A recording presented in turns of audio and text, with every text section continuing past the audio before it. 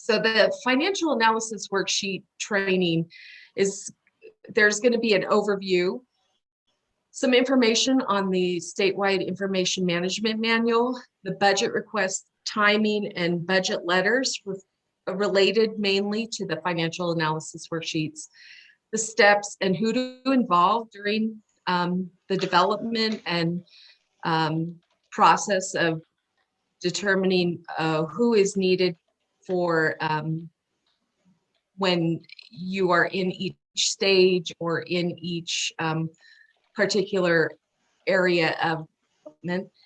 We're also going to do the FAWs hands-on and some training exercises. And I encourage you, when we get to that point, to go ahead and do the exercises. I think it is one of the more helpful areas, that more you know about how the FAWs work and what it takes to input information into them, the better you will be to do them on your own or to assist others in when they are doing them.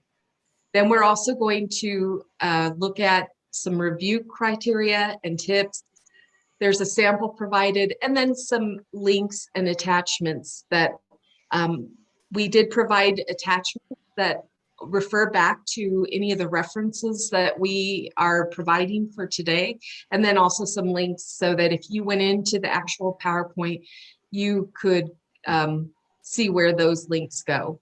And I believe that if you were clicked on those links from a live PowerPoint, you could go to the actual destination. So for today, we're going to go over the overview, the SIM, the budget request timing and budget letters, and then the steps and who to involve. And then also we're going to start on the FAWs hands-on and training exercises. For Thursday's training, the 24th, we're going to continue with the hands-on, then finally go over those review criteria and tips and the sample, and then the links and the attachments. So first, for the overview, we know that for the financial analysis worksheets, what it is going to provide for your department and for departments that are proposing an IT solution, it's going to provide that overall staff size, what the current and the new staff, the planning and ongoing costs. So what it's going to take during planning, what it's going to take during the project, and then in the future, what kind of costs are going to be incurred. Also, it's going to show the number of fiscal years to implement.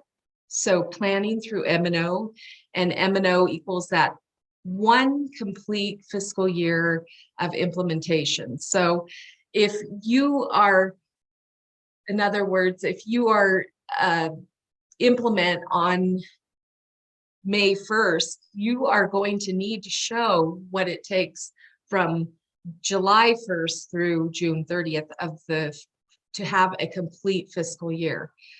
Then we're also going to look at the financial resources needed, and the FAWs are going to provide that. And then what alternatives were considered. So if you only considered one alternative, that doesn't show that you really did a lot of planning or a lot of analysis on what would make a good benefit for the state. So when you are looking at additional alternatives or additional ideas for implementing a solution, it is better to have more than one. If you only have one, that would be a conversation you would need to have with your project approval and oversight manager and the Department of Finance. Otherwise, most likely you would need to make sure that you've considered more than one alternative, because that shows that you really have planned well and that you have considered all the alternatives. So what are the outcomes when you have completed your FAWs? You have a detailed record of your financial analysis. You have a document that's going to show for the future how you came up with your costs, how you came up with your solutions, how you came up with your how long it's going to take. It's going to hold the department and the project accountable to those solutions, and it's going to show that you properly planned your solution by having that documented. So a year down the road, if you, after you've implemented, you could go back and you could, and it could be a lessons learned. Did this really happen in the time that you showed? It's going to show that it's going to have that transparency and also that accountability, so that ongoing future wise, you're going to know where did you spend your money, or the state's money, and where is how is it going to benefit the state? All of those things are going to be shown by that detailed record in the financial analysis worksheets. So most everybody that is part of a project is very familiar with the project approval lifecycle, how in stage one you are determining what the problem or the opportunity for a better solution is. In stage two, that is where you are coming up with your alternatives, you're analyzing what's going to work, you're going to send out your market research, you're going to come up with your requirements. In that period is when you're going to be creating your financial analysis worksheets. Now, we know that at that point, they are mainly estimates. However, this is the time when you are planning what kind of solution is going to be the best benefit for the state of California. Is it going to be a COTS MOTS? Is it going to be a system integrator? Is it going to be custom? Or is it better just to stay with the existing solution? And maybe by doing the financial analysis worksheets, you would determine it's going to be so costly that it may be better to just stay with the existing solution. So that's when you would be creating your financial analysis worksheets.